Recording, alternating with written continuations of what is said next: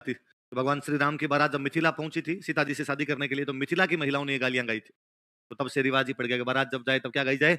ये माहौल को थोड़ा सही करने के लिए था जी, कि लड़के वाले होते हैं एटीट्यूड में ज्यादा रहते हैं, लड़के वाले बेचारे दम दब के रहते हैं, उन्हें लगता है यार लड़के वाले नाराज नहीं हो जाए, तो बीच में थोड़ी हंसी मजाक करने के लिए, ताकि थोड़ा सा माहौल क्या हो जाए, बैलेंस। जोधपुर में अपने एकीकरण में एक राजा पड़ते हैं हनुमंत सिंह, पढ़ते हैं। हनुमंत सिंह की बारात गई थी गुजरात। तो जब हनुमंत सिंह जी की बारात गुजरात गई, तो उनके पिताजी महाराजा थे जोधपुर के, उमेद सिंह, क्या नाम था, महाराजा उमेद सिंह महाराजा थे। तो महाराजा उमेद सिंह चल रहे हैं, साथ में गुजरात की कोई छोटी रियासत थी, उनके जहां बारात गई थी वो राजा साथ साथ में चल रहे हैं। वो राजा बेचारे बहुत ही यूं एकदम नम्र के, भाई तो जोधपुर जैसी बड़ी रियासत का राजा अपने बेटे का ब्याह करने के लिए आया, फिर ये लड़के वाले और है, तो एकदम चुपचाप चले। ये 5-7 मिनट चले बारात के पहुंचने के बाद वहां पे, इतने में उमेद सिंह जी ने अचानक नाराज होते हुए कहा, क्या तरीका है, इतनी देर हो गई, ये कोई तरीका है आपका? उनका अरे क्या गलती हो गई साहब, कहाँ कमी रह गई हमारे, 10 मिनट हो गए हमें यहाँ पर आए हुए, 10 मिनट चलते हुए हो गए, एक गाली नहीं गाई गई अभी तक। तो उनका ये हमारे गुजरात में तो गालियां गाते नहीं, तो हम बारात नहीं लेके जाएंगे, पहले गालियां निकालो।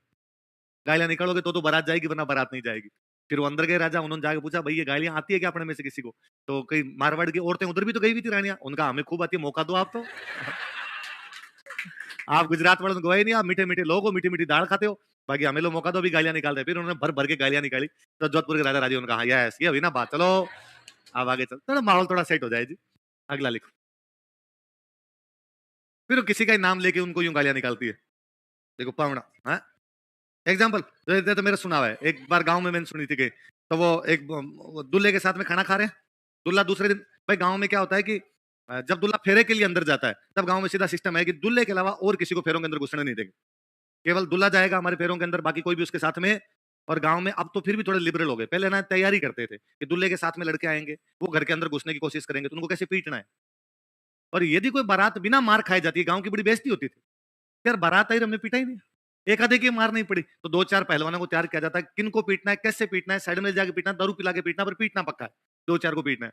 तो दूल्हा अकेला अंदर जाता है, और लड़की के भाई मानव श्रृंखला बना के खड़े होते, किसी को अंदर नहीं जाने देंगे, अरे बाहर निकलो, कैसे घुस गए हमारे घर के अंदर, बहन बेटी नहीं है हमारे, सबको क्यों बाहर निकालते।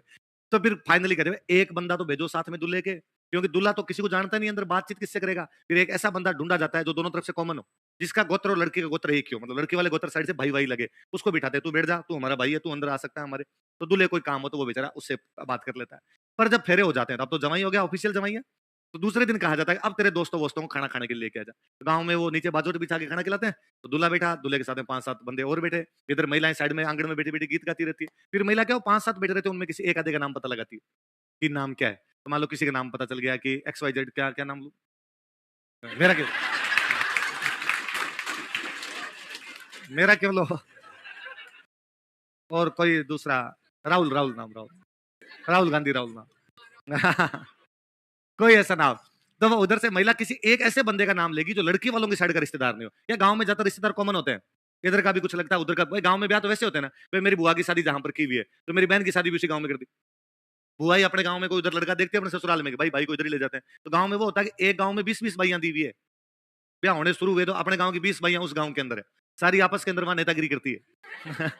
सारी की सारी वही हुई रहती है वहां पे। तो एक किसी बंदे को उधर महिलाओं ने गाने गाते गाते, कहते गणेश जी गा रही थी, गाते गाते कहा राहुल जी, राहुल जी बेचारा बोला ही था, राहुल जी ने कहा हाँ जी।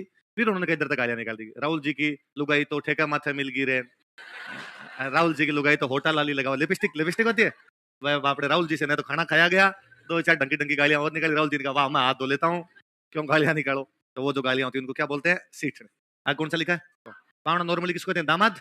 तो दामाद जब ससुराल आता है उसके स्वागत में जो गीत गाए जाए वो कौन से हो गए, देख लो। दामाद के ससुराल आने पर यह गीत गाया